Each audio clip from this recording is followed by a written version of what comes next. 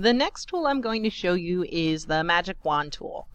The Magic Wand tool selects an image based upon, or selects pixels based upon color. Now, in my toolbar, it might not be showing. That's because we have little sub-menus underneath things. If you look here, there's a tiny little drop-down arrow. If I click and hold on the Quick Selection tool, I'll see another option. In this case, I want the Magic Wand tool.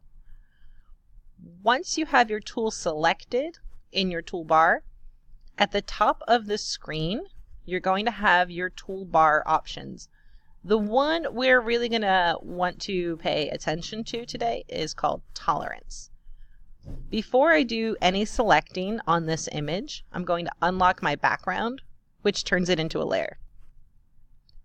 Now, I want to cut out the rows from the black background.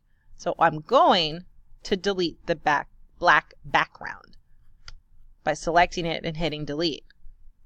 Problem is my selection looks kind of rough, especially when you look down here at the stem and the leaf. The reason for that is because the colors in here, even though when you look they are not solid black, they're dark brown, they're too close in tone to the solid black in the background.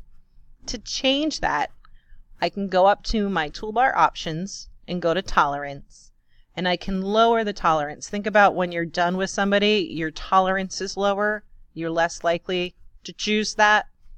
Lowering my tolerance, I'm going to try about 20. You may have to play with this a little bit. And I'm going to try selecting again. Same thing. I'm going to just click in the black background. Now when you look, my tolerance is, or my image is a much more clean selection. I don't have those bits that are being deleted when I delete the image.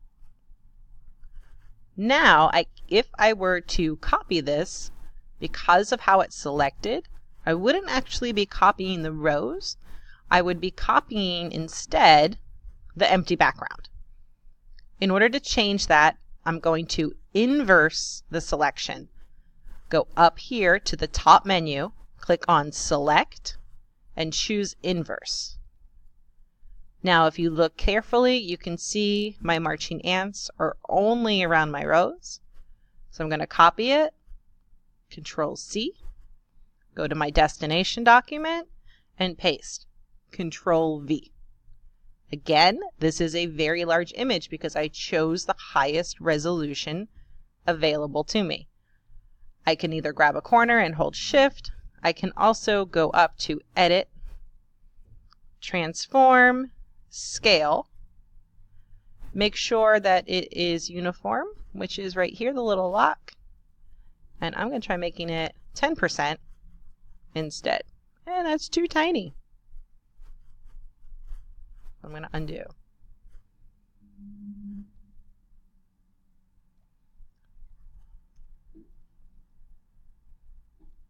Let's try 50.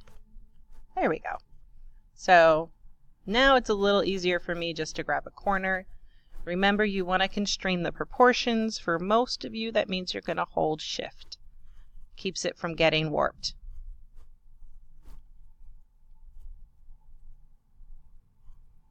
All right, there we go. I now have my rows. Because I have transformed it, I need to apply the transformation, and I can do that just by hitting Enter. Over here now, I have multiple layers. I have my background base layer, layer 1, which was the too small resolution, so I'm going to delete that. Layer 2, which is my dandelions with the water, and layer 3, which is my rose. Got to make sure you name your layers. Dandelion, and I have rose.